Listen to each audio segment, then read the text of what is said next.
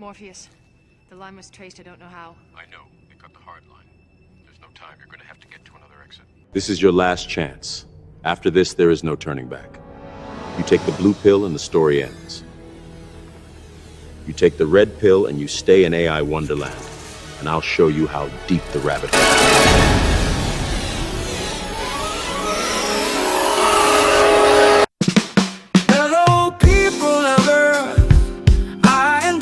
Feeling irate, we have a destiny. Hear him sing. I am the messenger. This is me, message from the messenger. Straight from the heart. Greetings to all our loyal viewers. Here is a new track, all new music. Destiny calling.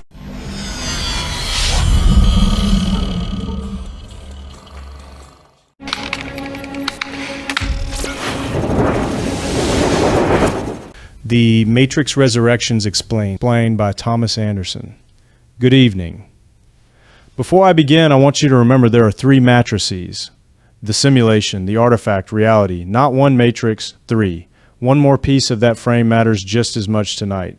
The artifact isn't only an artifact, it's a mirror. And a mirror looked into closely enough becomes a map. Tonight I want to turn that same lens on one artifact, Resurrections. This is still one more artifact added to everything already gathered under that name. What makes it different isn't that it stands apart from the rest. It's that it takes every artifact built before it, the games, the films, the decades of discourse, and gathers them into itself, into one artifact holding all of them. Which means Resurrections is a mirror too. Resurrections is a map too. Everything tonight is reading one specific mirror, tracing one specific map. The one this particular artifact turned out to be, there's a word most people skip past when they hear this name. Thomas. It doesn't only mean doubting son of man. Thomas means twin. The apostle Thomas is called Didymus in the Greek Gospels for exactly that reason. Twin doubting son of man. The name was never describing one man's uncertainty. It was describing a pair. Keep that word in your pocket. We'll need it later.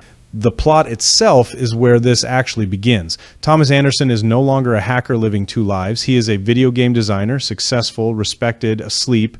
Years ago, he built a trilogy of Matrix virtual reality games. He believed it was fiction. It was not fiction. It was based on memory, buried, repackaged, sold back to him as a story he created. He sees a therapist. The therapist prescribes small blue pills, not to cure him, to keep him calm, to keep the memory from surfacing.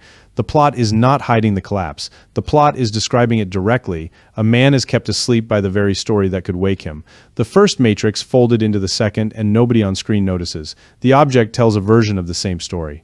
Inside the film, a studio wants a new Matrix game, with Thomas Anderson or without him. His business partner is told the decision is already made. The sequel is happening. Consent is a formality. Step outside the film, and that is exactly what happened to the film itself. A studio wanted a fourth Matrix movie. The people who made the first three were not required to agree. Resurrections does not comment on that story from a distance. It brings the story of its own creation into the story it is telling. The object stopped pretending to only be about the plot. The object started confessing what made it. The hardest one to see is the viewer. When Resurrections was announced, the reaction split instantly. Does the world need this? Is this a real Matrix film or a product wearing one? Nostalgia dressed up as meaning. Watch the film again with that reaction in your head, and you'll find it is already in the script. Characters arguing about whether the old story still matters, whether returning to it means anything or just sells tickets. The audience's skepticism was not a response to the film. It was written into the film before the audience ever sat down. Three worlds, one artifact, holding all three inside it, the plot, the object, the viewer. Resurrections does not stand outside that arrangement, commenting on it. Resurrections is built entirely out of it.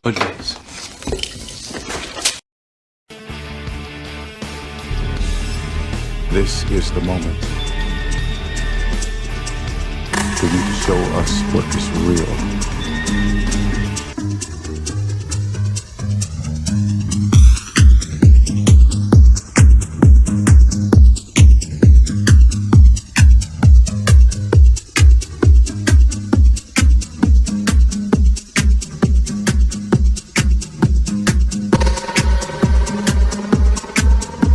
Not one film. The whole thing, every work, every symbol, every layer history added on top. Call that the total artifact. Resurrections gives the total artifact a physical form inside its own story. The game Thomas Anderson built is not a stand-in for the trilogy. It is the trilogy, compressed, sold, played by strangers who never lived a second of it. The same 3 earlier films exist inside Resurrections as a product on a shelf. The mirror did not just reflect culture this time. The mirror built a smaller mirror and placed it inside itself. Watch closely. Resurrections isn't one story, it's 4, each one revisiting the shape of a film that came before it, before the story is allowed to move forward. The first section is the Matrix itself. Thomas Anderson trapped not in a simulation this time, but in a life built to keep him from remembering he was ever anywhere else. The glitches, the déjà vu, the sense that something underneath the ordinary world doesn't add up.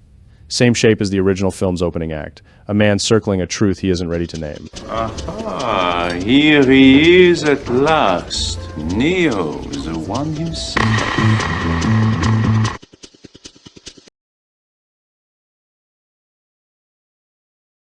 The second section is Reloaded. He meets the Merovingian again, older, diminished, still trading in appetite and control. He visits a new architect, the Analyst, who has replaced the old machine's cold detachment with something worse, manufactured intimacy, therapy repackaged as containment. This section does what Reloaded always did, widen the world, multiply the threats, show you how much bigger and more compromised the machine city has become since you last looked away.